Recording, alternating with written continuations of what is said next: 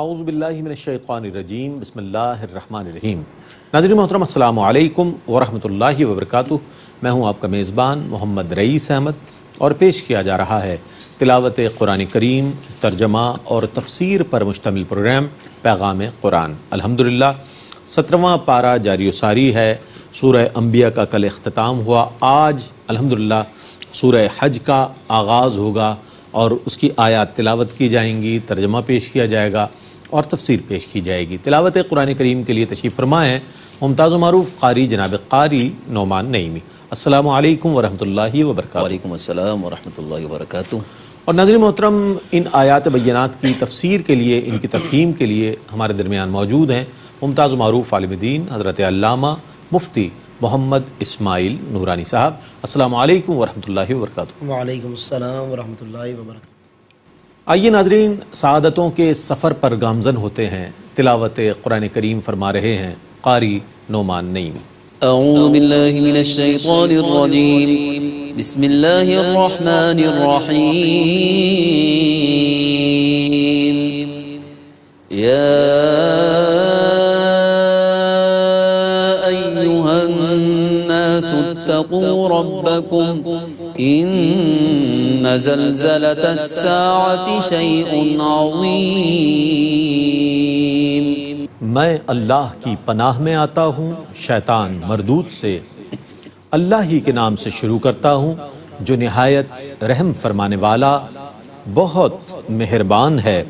اے لوگو، تم سب اپنے رب سے ڈرو، بے شک قیامت کا زلزلہ بہت سنگین چیز ہے۔ یوم ترونها تذهل كل مرضعة عما أرضعت وتضع كل ذات حمل حملها وترى الناس سكارى وما هم بسكارى ولكن عذاب الله شديد۔ جس دن تم اس کو دیکھو گے، ہر دودھ پلانے والی اس بچے کو فراموش کر دے گی جس کو دودھ پلایا تھا، اور ہر حاملہ کا حمل ساقط ہو جائے گا، اور تم کو لوگ مدہوش نظر آئیں گے حالانکہ وہ مدہوش نہیں ہوں گے، لیکن اللہ کا عذاب بہت سخت ہے۔ وَمِنَ النَّاسِ مَن يُجَادِلُ فِي اللَّهِ بِغَيْرِ عِلْمٍ وَيَتَّبِعُ كُلَّ شَيْطَانٍ مَرِيدٍ۔ اور بعض لوگ اللہ کے متعلق بغیر علم کے جھگڑا کرتے ہیں اور ہر سرکش شیطان کی پیروی کرتے ہیں۔ كتب عليه أنه من تولاه فأنه يضله ويهديه إلى عذاب السعير۔ جس کے متعلق لوح محفوظ میں یہ لکھا جا چکا ہے کہ جو اس کو دوست بنائے گا وہ اس کو گمراہ کر دے گا اور اس کو بھڑکتی ہوئی آگ کے عذاب کی طرف لے جائے گا۔ يا أيها الناس إن كنتم في ريب من البعث فإنا خلقناكم من تراب ثم من نطفة ثم من علقة ثم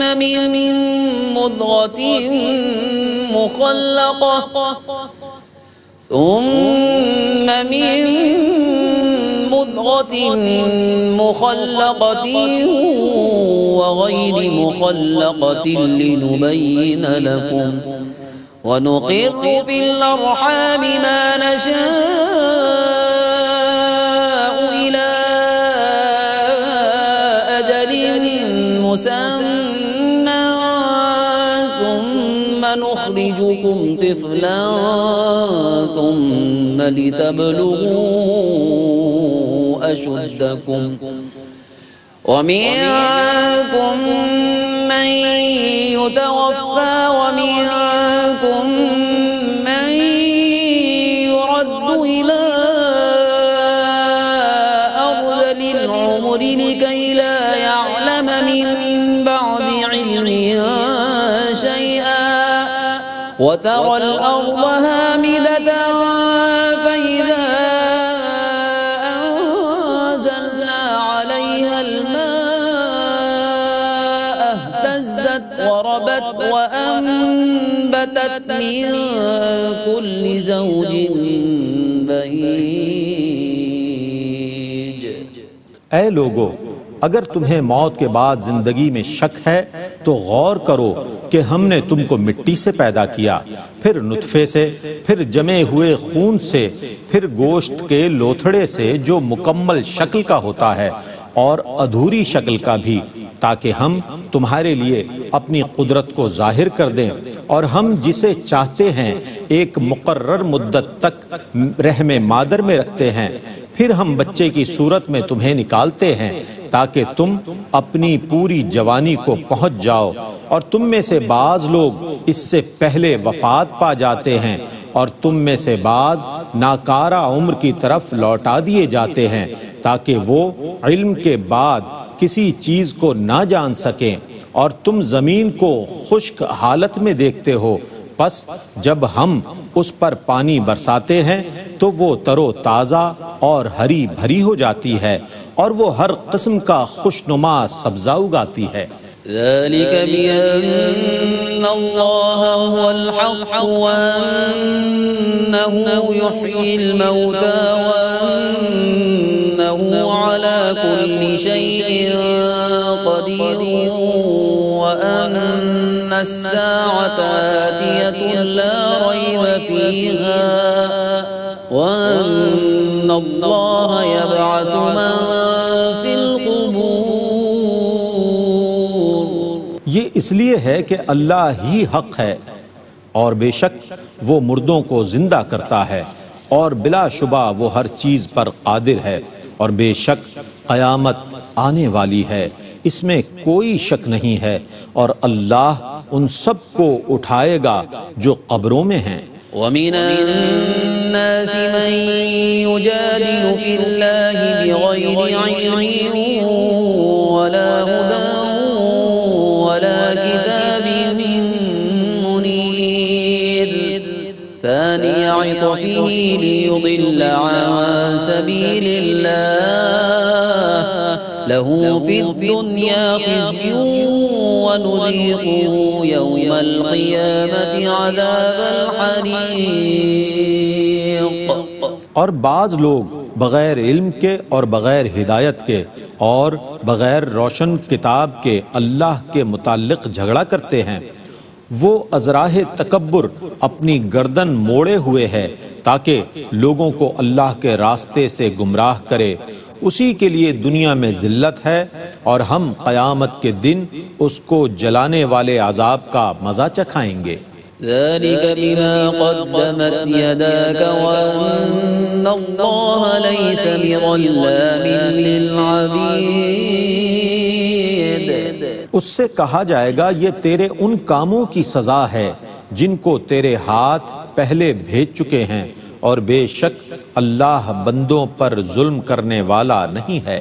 ومن الناس من يعبد الله على حرف فإن أصابه خير اطمأن به وإن أصابته فتنة انقلب على وجهه خسر الدنيا والآخرة ذلك هو الخسران المبين. اور کوئی شخص ایک کنارے پر کھڑا ہو کر اللہ کی عبادت کرتا ہے، پس اگر اس کو کوئی بھلائی مل جائے تو وہ اس سے مطمئن ہو جاتا ہے، اور اگر اس پر کوئی آزمائش آ جائے تو وہ منہ کے بل پلٹ جاتا ہے. اس نے دنیا اور آخرت کا نقصان سمیٹا، یہی کھلا ہوا نقصان ہے.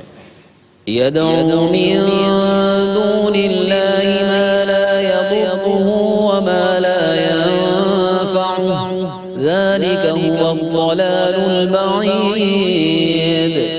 يدعو لمن ضره أقرب من نفعه لبئس المولى ولبئس العشير. وہ اللہ کے سوا اس کی عبادت کرتا ہے جو اس کو نہ نقصان پہنچا سکتا ہے نہ نفع دے سکتا ہے، یہی دور کی گمراہی ہے۔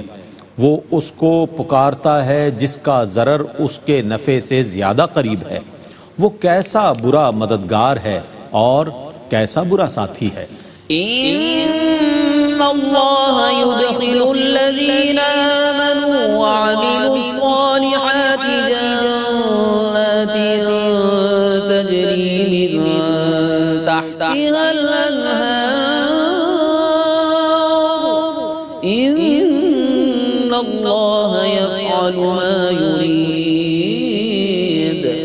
بے شک جو لوگ ایمان لائے اور انہوں نے نیک عمل کیے، اللہ ان کو ان جنتوں میں داخل کر دے گا جن کے نیچے سے دریا بہتے ہیں، بے شک اللہ جس کا ارادہ کرتا ہے اس کو کر کے رہتا ہے۔ من كان يظن أن لن ينصره الله في الدنيا والآخرة فليمدد بسبب إلى السماء ثم ليقطع فلينظر هل يذهبن كيده ما يغيظ۔ جو یہ گمان کرتا تھا کہ اللہ اپنے رسول کی دنیا اور آخرت میں ہرگز مدد نہیں کرے گا، تو اس کو چاہیے کہ وہ اونچی جگہ پر رسہ باندھ کر اپنے گلے میں ڈال لے، پھر اس رسے کو کاٹ لے، پھر یہ دیکھے کہ آیا اس کی یہ تدبیر اس کے غضب اور غصے کو دور کرتی ہے یا نہیں۔ وَكَذَلِكَ أَنزَلْنَاهُ آيَاتٍ بَيِّنَاتٍ وَأَنَّ اللَّهَ يَهْدِي مَن يُرِيدُ۔ اور اسی طرح ہم نے اس قرآن کو واضح آیتوں کے ساتھ نازل کیا ہے، اور بے شک اللہ جس کو چاہے ہدایت دے دیتا ہے۔ ان الذين آمنوا والذين هادوا والصابئين والنصارى والمجوس والذين أشركوا ان الله يفصل بينهم يوم القيامة ان الله على كل شيء شهيد۔ بے شک جو لوگ ایمان لائے اور جو یہودی ہوئے اور سابئی ستارہ پرست اور عیسائی اور آتش پرست اور شرک کرنے والے، یقیناً اللہ ان سب کے درمیان قیامت کے دن فیصلہ فرما دے گا، بے شک اللہ ہر چیز پر نگہبان ہے۔ ألم تر أن الله يسجد له ما في السماوات وما في الأرض والشمس والقمر والنجوم والجبال والشجر والدواب وكثير من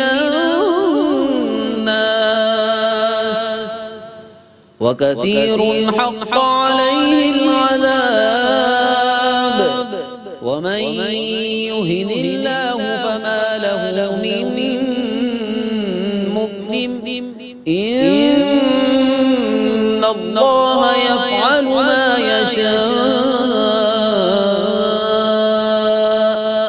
کیا آپ نے نہیں دیکھا کہ اللہ کے لیے ہی سجدہ کرتے ہیں جو آسمانوں میں ہیں اور جو زمینوں میں ہیں، اور سورج اور چاند اور ستارے اور پہاڑ اور درخت اور چوپائے، اور بہت انسان اور بہت سے وہ بھی ہیں جن پر عذاب مقدر ہو چکا ہے، اور جس کو اللہ ذلیل کر دے اس کو کوئی عزت دینے والا نہیں ہے، بے شک اللہ جو چاہتا ہے وہ کرتا ہے۔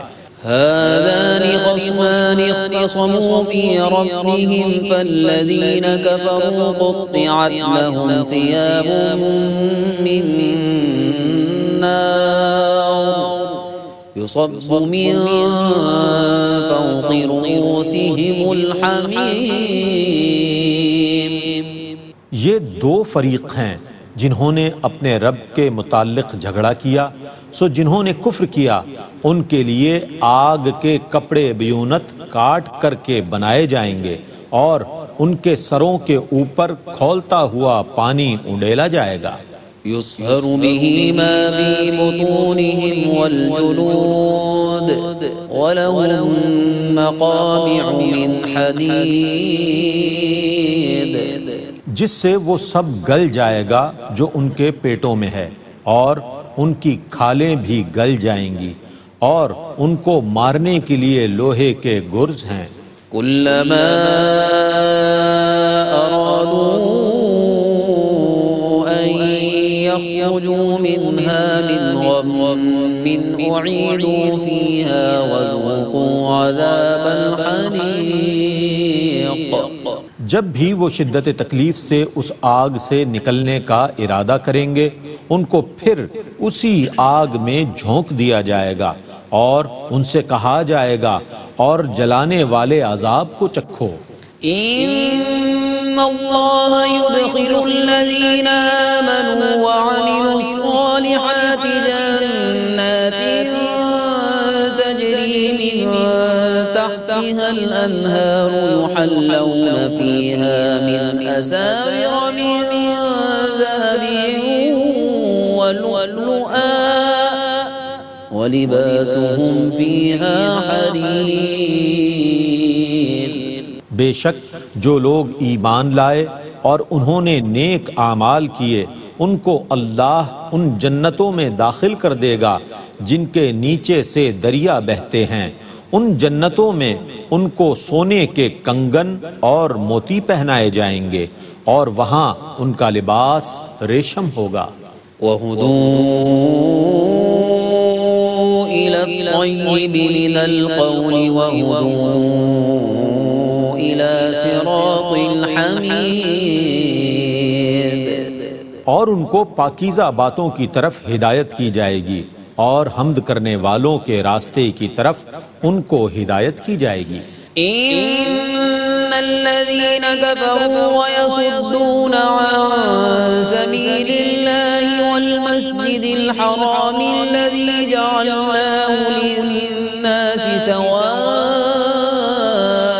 العاكف فيه والباد ومن يرد فيه بإلحاد بظلم نذقه من عذاب أليم۔ بے شک جن لوگوں نے کفر کیا اور وہ اللہ کے راستے سے روکنے لگے، اور اس مسجد حرام سے جس کو ہم نے لوگوں کے لیے مساوی بنایا ہے، خواہ وہ اس مسجد میں معتکف ہوں یا باہر سے آئیں، اور جو اس مسجد میں ظلم کے ساتھ زیادتی کا ارادہ کرے گا، ہم اس کو دردناک عذاب چکھائیں گے۔ وَإِذْ بَوَّأْنَا لِإِبْرَاهِيمَ مَكَانَ الْبَيْتِ أَلَّا تُشْرِكْ بِي شَيْئًا وَطَهِّرْ بَيْتِيَ لِلطَّائِفِينَ وَالْقَائِمِينَ وَالرُّكَّعِ السُّجُودِ۔ اور یاد کیجئے جب ہم نے ابراہیم کے لیے کعبہ بنانے کی جگہ مقرر کر دی اور حکم دیا کہ میرے ساتھ کسی کو شریک نہ قرار دینا، اور میرے گھر کو طواف کرنے والوں اور قیام کرنے والوں اور رکوع اور سجدہ کرنے والوں کے لیے پاک رکھنا۔ وَأَذِّن فِي النَّاسِ بِالْحَجِّ يَأْتُوكَ رِجَالًا وَعَلَى كُلِّ ضَامِرٍ يَأْتِينَ مِن كُلِّ فَجٍّ عَمِيقٍ۔ اور لوگوں میں بلند آواز سے حج کا اعلان کیجئے، وہ آپ کے پاس دور دراز راستوں سے پیدل اور ہر دبلے اونٹ پر سوار ہو کر آئیں گے۔ لِيَشْهَدُوا مَنَافِعَ لَهُمْ وَيَذْكُرُوا اسْمَ اللَّهِ فِي أَيَّامٍ مَّعْلُومَاتٍ عَلَى مَا رَزَقَهُم مِّن بَهِيمَةِ الْأَنْعَامِ فَكُلُوا مِنْهَا وَأَطْعِمُوا الْبَائِسَ الْفَقِيرَ، تاکہ وہ اپنے فوائد کے مقامات پر حاضر ہوں اور مقررہ ایام میں ان بے زبان مویشیوں کو ذبح کرتے وقت اللہ کا نام لیں جو اس نے ان کو دیے ہیں، پس تم ان میں سے خود کھاؤ اور مصیبت زدہ فقیر کو بھی کھلاؤ۔ ثم ليقضوا تفثهم وليوفوا نذورهم وليطوفوا بالبيت العتيق۔ پھر وہ اپنا میل کچیل دور کریں اور اپنی نظروں کو پورا کریں اور اس قدیم گھر کا طواف کریں۔ ذلك ومن يعظم حرمات الله فهو خير له عند ربه وأحلت لكم الأنعام إلا ما يتلى عليكم فاجتنبوا الرجس من الأوثان واجتنبوا قول الزور۔ یہی حکم ہے، اور جو اللہ کی حرمت والی چیزوں کی تعظیم کرے گا تو اس کے رب کے نزدیک اس کے لیے بہتر ہے، اور تمہارے لیے سب مویشی حلال کر دیے گئے سوا ان کے جو تم پر تلاوت کیے جاتے ہیں، سو تم بتوں کی نجاست سے اجتناب کرو اور جھوٹی بات سے پرہیز کرو۔ حنفاء لله غير مشركين به ومن يشرك بالله فكأنما خر من السماء فتخطفه الطير أو تهوي به الريح في مكان سحيق۔ ہر باطل سے الگ صرف اللہ کے ہو کر رہو، کسی کو اس کے ساتھ شریک نہ بناتے ہوئے، اور جس نے کسی کو اللہ کا شریک قرار دیا وہ گویا آسمان سے گر گیا، پھر اسے مردار خور پرندے جھپٹ لیتے ہیں، یا آندھی اس کو کسی دور جگہ پھینک دیتی ہے۔ ذلك ومن يعظم شعائر الله فإنها من تقوى القلوب لكم فيها منافع إلى أجل مسمى ثم محلها إلى البيت العتيق۔ یہی حق ہے، اور جس نے اللہ کی نشانیوں کی تعظیم کی تو بے شک یہ دلوں کے تقوی کے آثار سے ہے۔ تمہارے لیے ان مویشیوں میں مدت معین تک فوائد ہیں، پھر ان کو ذبح کرنے کا مقام قدیم گھر کی طرف ہے۔ وَلِكُلِّ أُمَّةٍ جَعَلْنَا مَنسَكًا لِيَذْكُرُوا اسْمَ اللَّهِ عَلَى مَا رَزَقَهُم مِّن بَهِيمَةِ الْأَنْعَامِ فَإِلَٰهُكُمْ إِلَٰهٌ وَاحِدٌ فَلَهُ أَسْلِمُوا وَبَشِّرِ الْمُخْبِتِينَ۔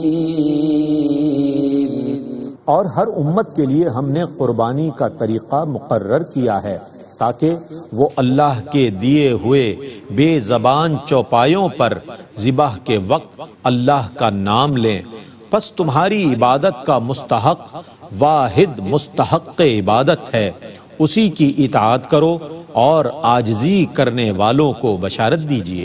الذين إذا ذكر الله وجلت قلوبهم والصابرين على ما أصابهم والمقيم الصلاة ومما رزقناهم ينفقون۔ جب اللہ کا ذکر کیا جائے تو ان کے دل تھر تھرا جاتے ہیں، اور وہ مصائب پر صبر کرتے ہیں اور نماز قائم رکھتے ہیں، اور ہم نے جو کچھ ان کو دیا ہے اس میں سے خرچ کرتے ہیں۔ والبدن جعلناها لكم من شعائر الله لكم فيها خير فاذكروا اسم الله عليها صواف فإذا وجبت جنوبها فكلوا منها وأطعموا القانع والمعتر كذلك سخرناها لكم لعلكم تشكرون۔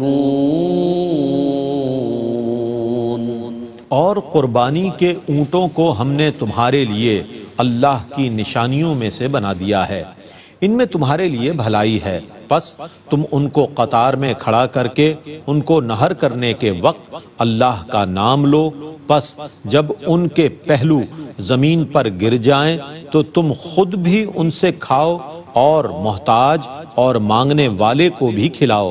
اسی طرح ہم نے ان مویشیوں کو تمہارے لیے مسخر کر دیا ہے تاکہ تم شکر ادا کرو۔ لن ينال الله لحومها ولا دماؤها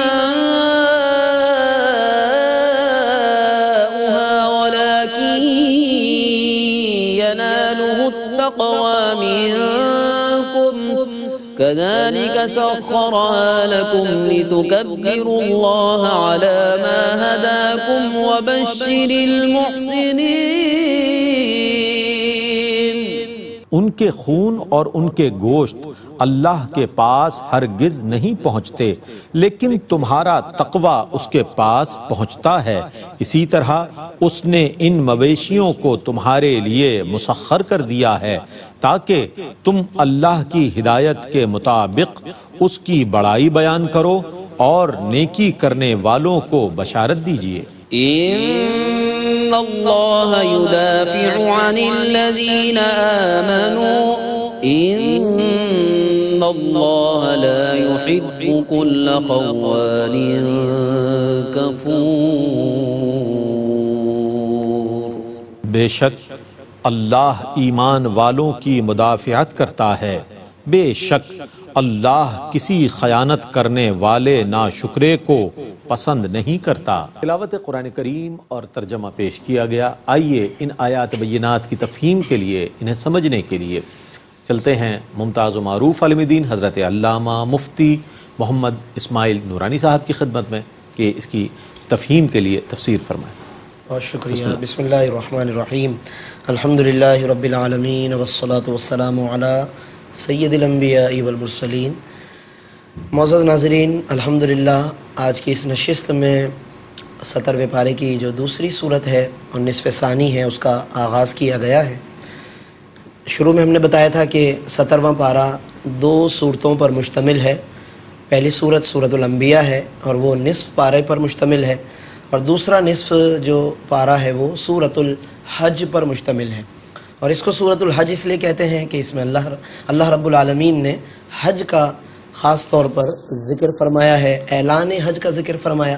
وہ اعلان کہ جو حضرت ابراہیم علیہ السلام نے تعمیر کعبہ کے بعد جبل ابو قبیس پر اعلان فرمایا تھا، تو وہ اس صورت میں اللہ نے اس کا ذکر فرمایا ہے۔ بعض علماء نے اس صورت کو مکی صورتوں میں شامل کیا ہے، کیونکہ اس میں کچھ آیتیں ایسی ہیں کہ جس کے مضامین سے یہ ایسا معلوم ہوتا ہے کہ یہ صورت مکی ہے، اور کئی علماء نے اس کو مدنی صورت قرار دیا ہے، اور دونوں پر الگ الگ علماء نے توجیحات بیان فرمائی ہیں۔ کل آیتیں اس صورت میں 78 ہیں، جن میں سے آج 38 آیتیں آج کی اس نشست میں الربع کے مطابق 38 آیتیں تلاوت کی گئی ہیں، اور 10 رکوع پر ناظرین یہ صورت مشتمل ہے۔ جب ہم اس صورت کا آغاز کرتے ہیں، اللہ رب العالمین نے اپنے خوف کا حکم فرمایا ہے۔ اللہ کا خوف ہونا چاہیے، اللہ کا تقوی ہونا چاہیے، اور اپنے پیش نظر قیامت کو رکھنا چاہیے، کیونکہ انسان کی زندگی میں جو سب سے بہترین چیز اصلاح کرنے والی ہے وہ موت اور قیامت کی گھڑی ہے۔ یعنی اس کو یاد کرنا، اس کو پیش نظر رکھنا، اس کی ہولناکیوں کو یاد رکھنا، یہ بہترین نصیحت کا سامان ہے۔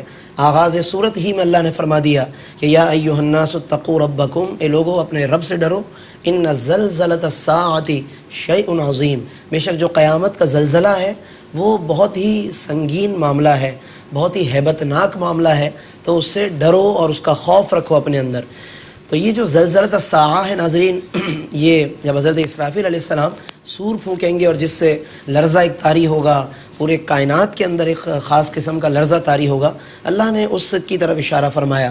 اور کیا کیفیت ہوگی اس کے بعد؟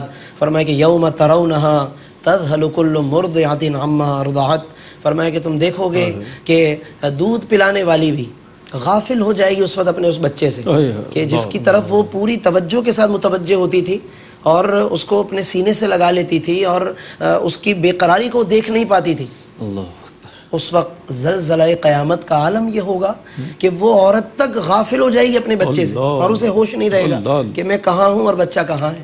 کل مرضعۃ عما ارضعت وتضع کل ذات حمل حملها، حمل والی اپنا حمل ساقط کر دے گی۔ ناظرین اندازہ کیجئے آپ، یہ قرآن بیان کر رہا ہے اس گھڑی کو اور اس وقت پیش آنے والے حقائق کو پہلے سے، تاکہ آج ہم غور کریں۔ آج آسائش کی دنیا میں ہم اتنے مگن ہو جاتے ہیں کہ ان تکالیف اور اس وقت کی ہولناکیوں کی طرف ہمارا ذہن دور دور تک متوجہ بھی نہیں ہوتا ہے۔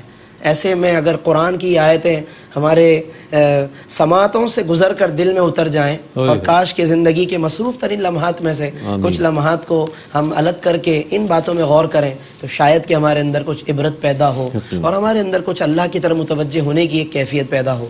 فرمایا کہ وَتَرَى النَّاسَ سُكَارَىٰ، تم دیکھو گے کہ لوگ ایسا لگے گا کہ مست ہیں یا مدہوش ہیں قیامت کی اس گھڑی میں، ہولناکی کی وجہ سے ایک عجیب غنودگی کی کیفیت میں گرے جا رہے ہوں گے۔ وما ہم بسکارا، حالانکہ وہ مدہوش نہیں ہوں گے لیکن نظر ان کی کیفیت ایسی ہو رہی ہوگی۔ ولیکن عذاب اللہ شدید، فرمایا لیکن اللہ کا عذاب بہت سخت ہے۔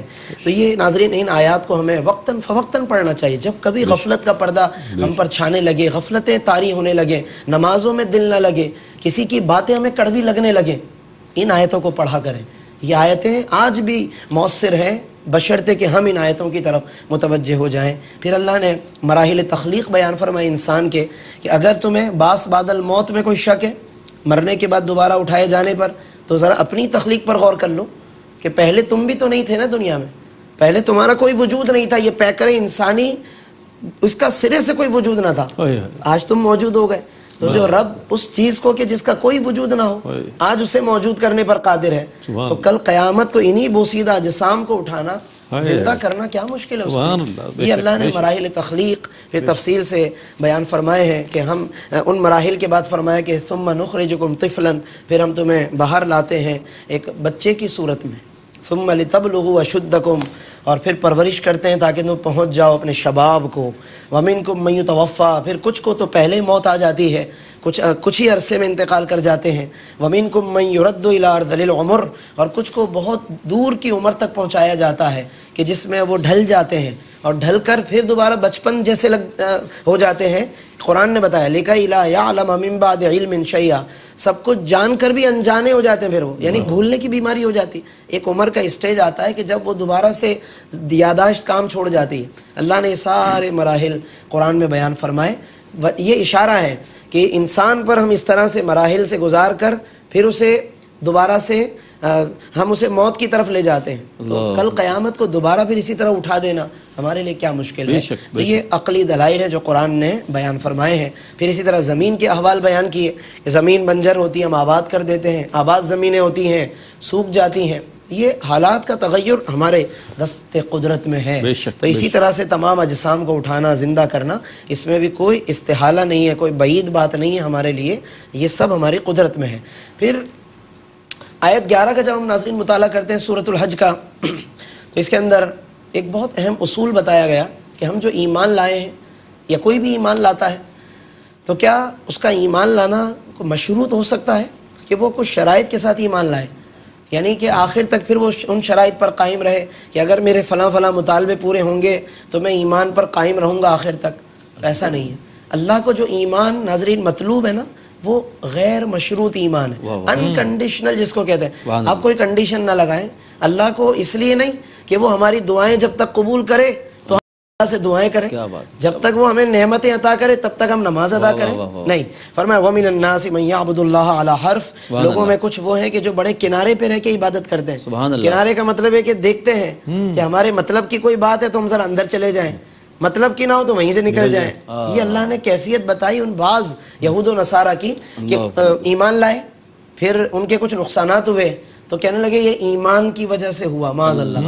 قرآن نے بتایا وَمِنَ النَّاسِ مَن يَعْبُدُ اللَّهَ عَلَى حَرْفٍ، کہ وہ کنارے پہ رہ کے عبادت کرنا چاہتے ہیں، کہ فَإِنْ أَصَابَهُ خَيْرٌ اطْمَأَنَّ بِهِ، کہ اگر انہیں کچھ بھلائی پہنچے تو اطمینان کے ساتھ چلتے رہیں اسلام کے ساتھ، مسلمانوں کے ساتھ، کیونکہ فائدہ مل رہا ہے۔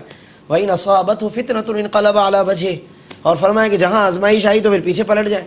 فرمایا خسر الدنیا والآخرہ، انہوں نے دنیا کا بھی نقصان کیا اور اپنی آخرت کو بھی برباد کیا۔